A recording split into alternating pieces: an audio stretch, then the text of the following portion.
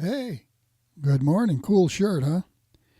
Okay, we're going to talk about that a little bit later, but I wanted to show you because 420's coming up.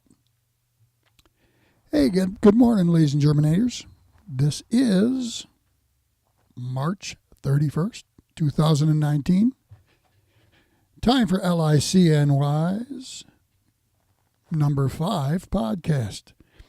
Welcome. This is going to be a little bit shorter this week because I went over an hour last week. I do tend to get a little long-winded, don't I? But here we are, and it's great to be here once again to talk about cannabis legalization, freedom, and stuff like that there. So I thought for this morning we'd review a little bit, and again, we touched on it last week and talked a little bit about who we are. So who are we? And why do we use cannabis? And why does it matter? Well, as I discussed last week, who we are a few different groups, aren't we? And we talked about the 4 groups, as I see it, are medical card carrying patients, quote unquote patients who don't have that card, wellness users, like myself, and plain old recreational users who just like to quote unquote get high. So that's who we are. And the message I want to continue from last week is to look at one another in a good light, because we're all in this together. And it certainly seems to me that the more we can remain united, the better off we're going to be, in all terms revolving around cannabis, from legalization to sales to cultivation. The more we reach out to one another and find that unity, the better off we're going to be. With that in mind, I wanted to ask folks to consider this and to give you ammunition, as is the mission here at Legalize at CNY, is to give you folks ammunition for when you're having conversations with others. So let's talk about why we use cannabis, and it's a different answer for different people. We talked about those groups, but why do we use it, and what are we doing prior to when we use it, and what are our expectations after having used it? So when you look closely at that, you might find yourself to be in a different category than you thought you were. I think the medical card carrying patient designation speaks for itself, as does the non-card carrying patient designation speaks for itself. But let's take a look at the difference between wellness and recreation, or wellness and getting high. So what do you do? When do you decide to use cannabis? Is it, let's take an example of an unnamed person or persons I may or may not know. Actually, I do know a few of these, quite a few. But people who like to use cannabis in the morning before work, just a tiny bit, not enough to really change anything outwardly, but enough to take a little bit of the edge off, or enough to what I've been described as to feel a little bit more focused, to start work in a little bit better mood, to be a little bit more open to the ideas and issues of the people around you. I hear that a lot. So, but I also hear people say, well, I like to get high before work. Well, wait, you just said you like to get a little bit more focused. You like to get a little bit more thoughtful. Isn't that about the exact opposite of high or intoxicated or impaired?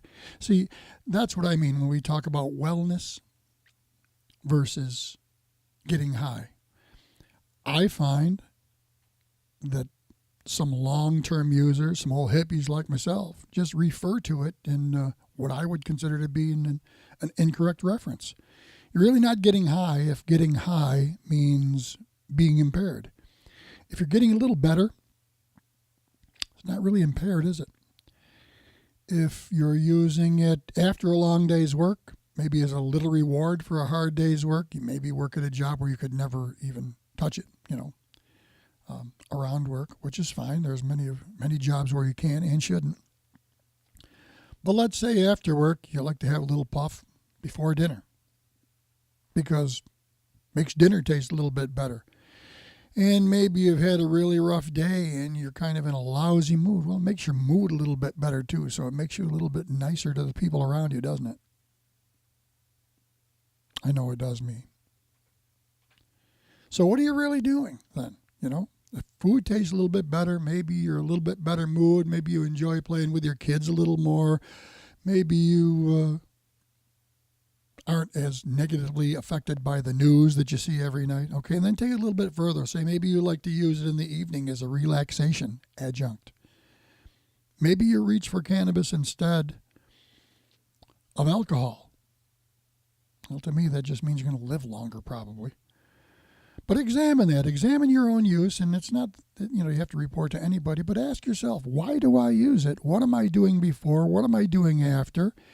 And I find the vast, vast majority of people I know fall either into a medical category or a wellness category. Very, very few people that I've even heard of or even know anymore use cannabis just to get high, just to get somehow impaired. Those of us who do are missing the point, and you're not getting better, you're just getting impaired, and you're kind of wasting some perfectly good cannabis, in my opinion. So think about that, and it allows you to own it. It allows you to own your cannabis use and to justify it to those around you. And, sometimes you have to raise your voice just a little bit and say, no, that's not what I do. That's not what it's about. I'm not getting high at all. I'm just getting better. And there's nothing wrong with that. Nothing wrong with that whatsoever. Okay. That's my lecture. Okay, what's going on in cannabis this week? Well, as you know, it's out of the New York State budget. And we're getting a lot of negative crybaby reactions to that. And my response to that is, what were you expecting? Were you really expecting it to happen in 100 days? Because I got to tell you, folks, it didn't happen in 100 days anywhere else. And it would have been nice. It really would have been nice. But I do ask that you look at the news, dig deep, look at the group website, look at the posts, look at the things that are up on LICNY. Also look at the New York State's normal postings. That's NORML. That's the National Organization for the Reformation of Marijuana Law. They've been around a long, long time. Another good source of up-to-the-minute information would be the DPA, the Drug Policy Alliance. Gives you a good picture of what's going on. So check those out. But I just wanted to reaffirm with you folks, what's happening is not doom and gloom. It could actually be good news for us. Let's start with the fact that New Jersey didn't quite put it through this week, did they? They got kind of mired in their legislation, or they're going to, just like the other states in the Northeast are, but law change comes a little slow. And New Jersey's delay could actually be good news for New York, because there's going to be a rush. Those who get on board first, those who catch up with Massachusetts first, set themselves up for the positive aspects of legalization first, set themselves up for the income, and they're all going to be clamoring for the income. So let's hope that New Jersey not legalizing will end up being good news for New York, because that gives us another shot to be first. It looks like New Jersey won't be able to revisit the issue until next election, which sets us apart, at least for now, because we still have the rest of this legislative session that ends the middle of June. And I want you folks to think about this. No one was arguing whether or not we should legalize cannabis in Albany. Well, let me back up. No one who has the vote to legalize was arguing against cannabis legalization. We had the votes. We still have the votes. Some votes are simply being held back so certain legislators can rally and work to get as much as they possibly can for their constituencies. Those would be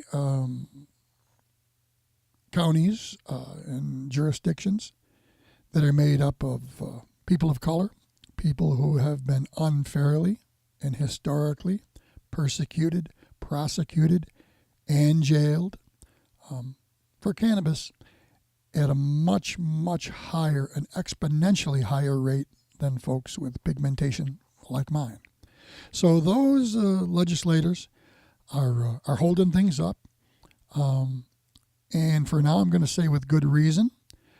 I can only hope that they'll get to a point where they will realize we've gotten all we can out of this administration. We're going to go back to our constituents and say we fought a good fight. We've gotten a lot. We've gotten a lot.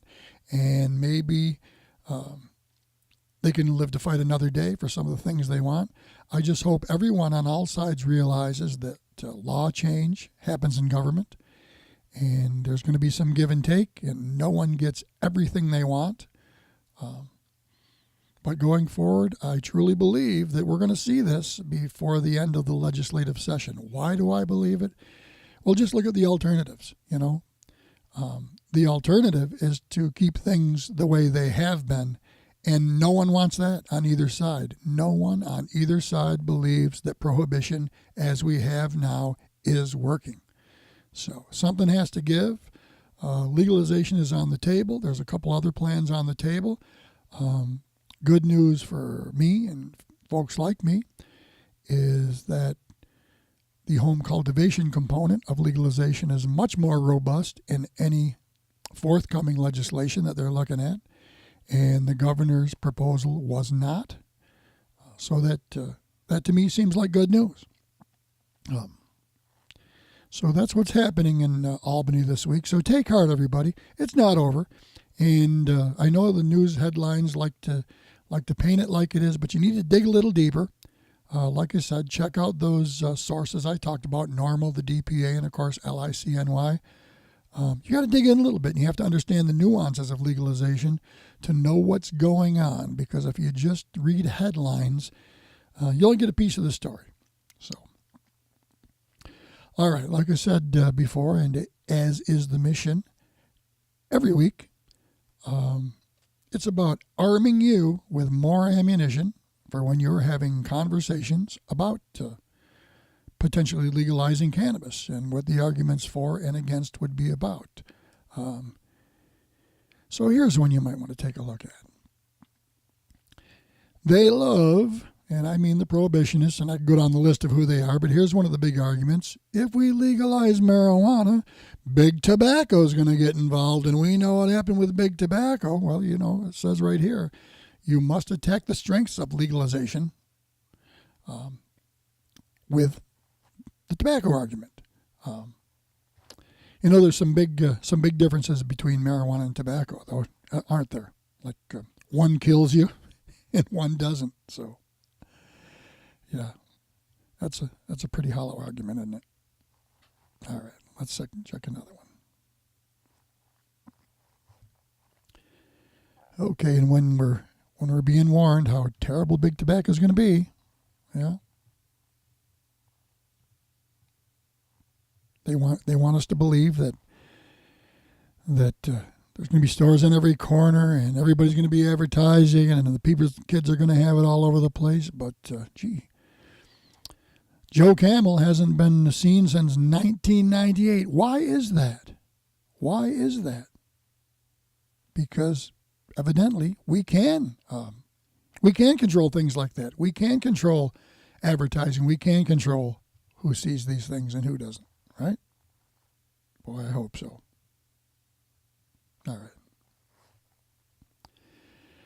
Well, and again, Newsflash. Marijuana's here.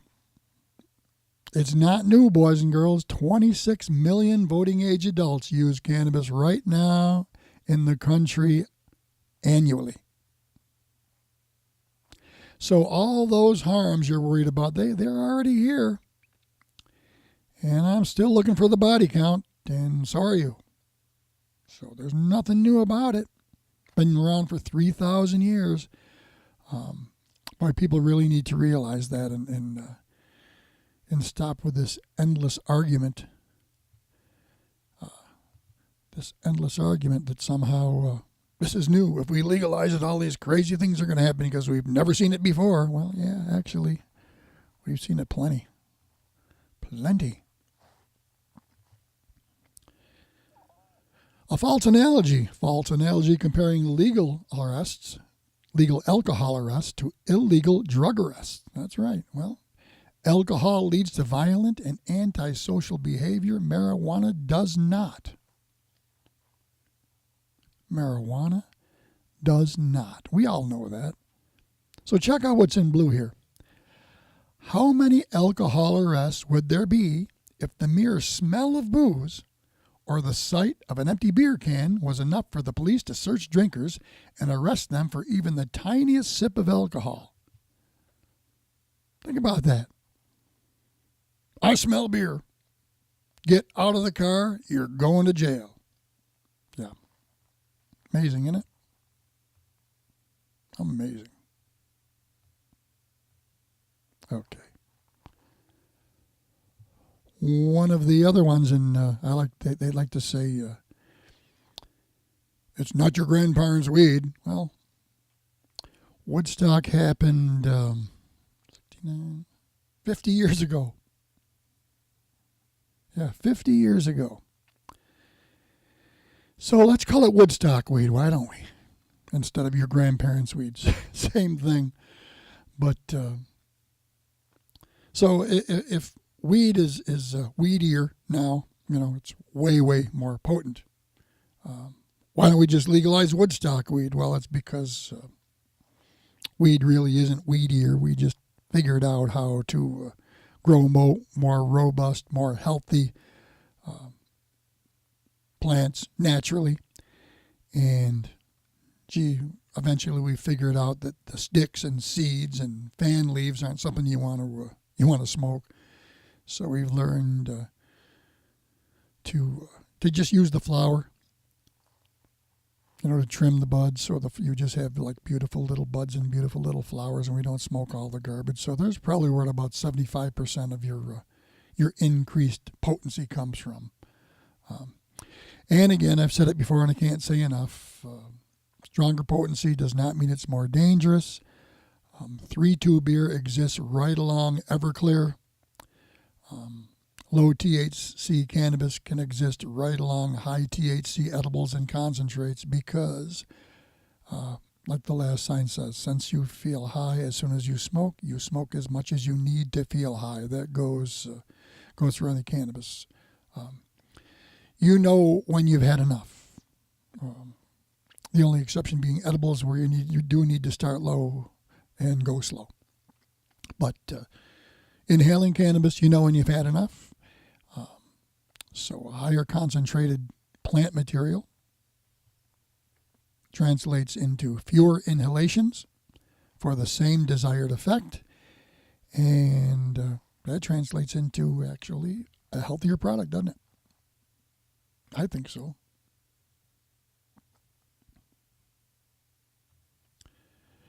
We've got some more here. Okay. The argument that we should decriminalize, but not legalize, that's ridiculous.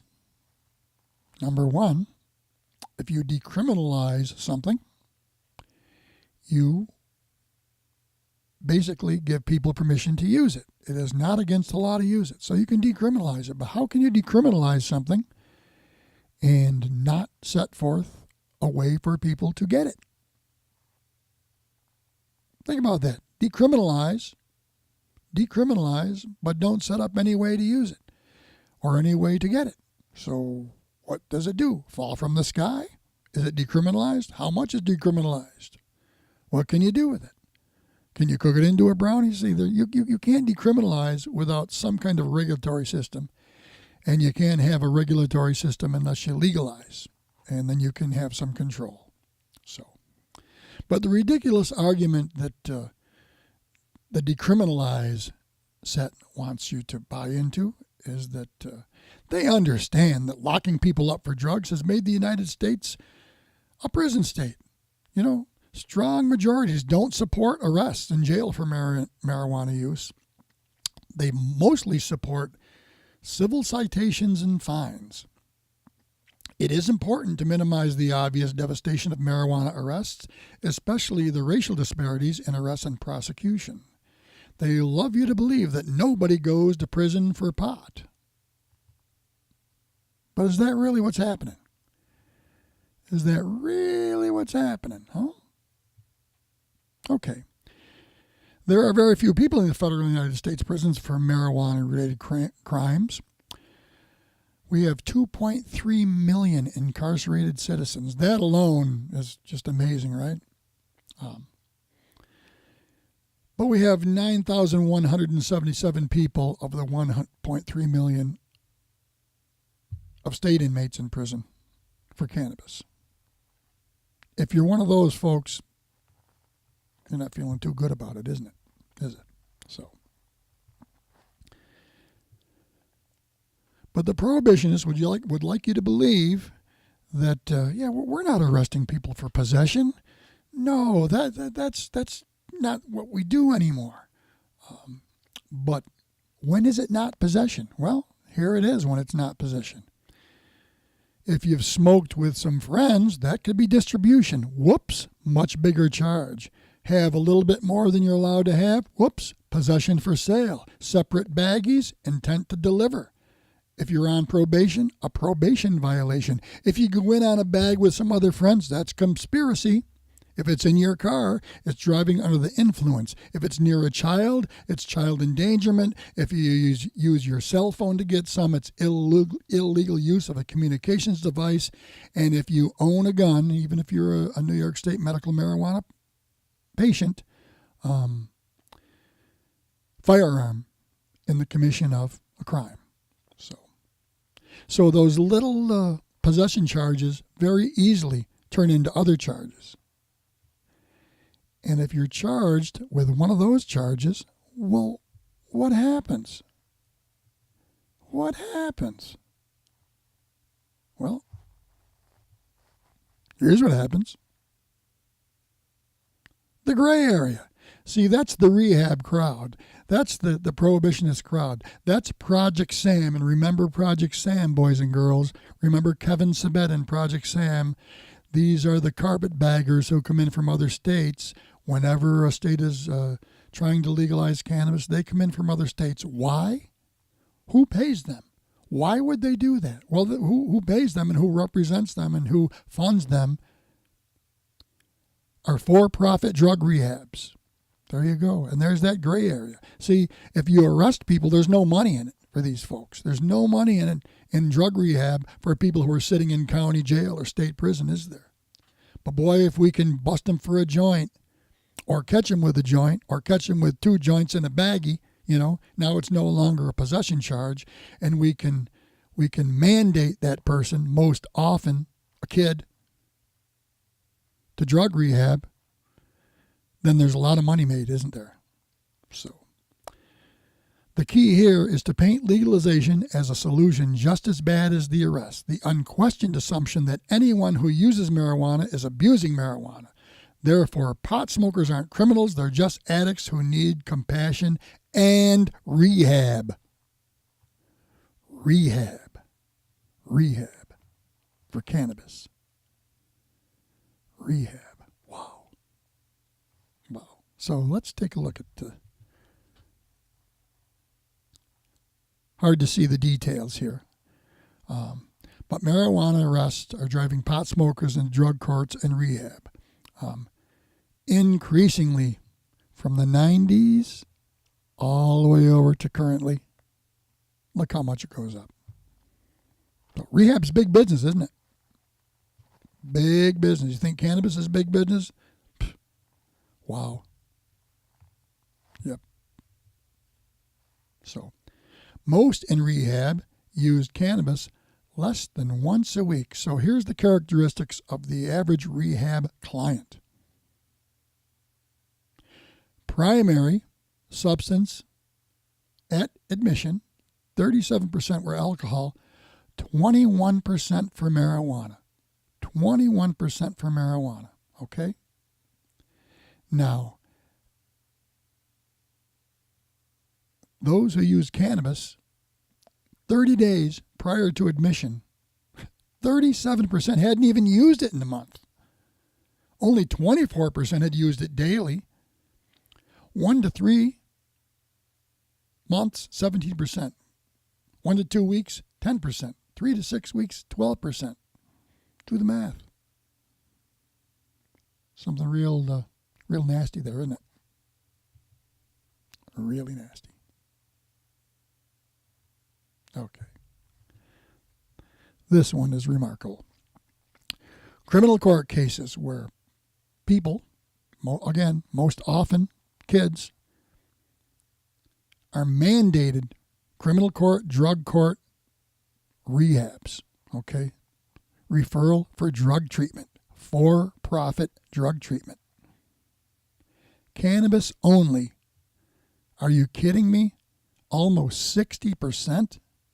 Almost 60% just for cannabis? Cannabis and alcohol, 55%. Alcohol only? So much less than cannabis only? Amazing, isn't it? Cannabis and drugs, 40.88%. Drugs only. Really? 23.65% compared to 59.04% for mandated drug treatment.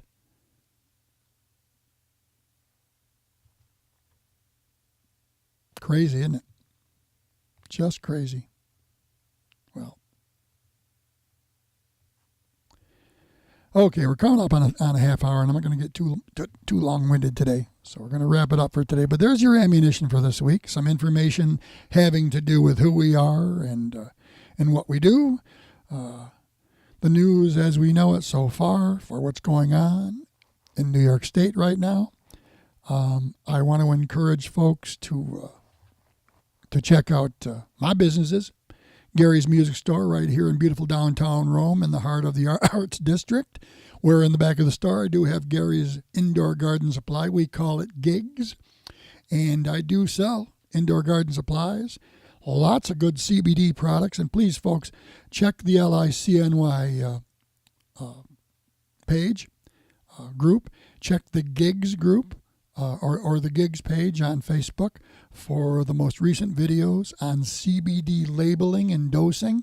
I'm getting a lot of feedback on that from people who come in the store, people thanking me for that and gaining an understanding of what is in CBD. I have a lot of new CBD products in. Come in, let's talk about it. Let's make you feel better and make you feel good.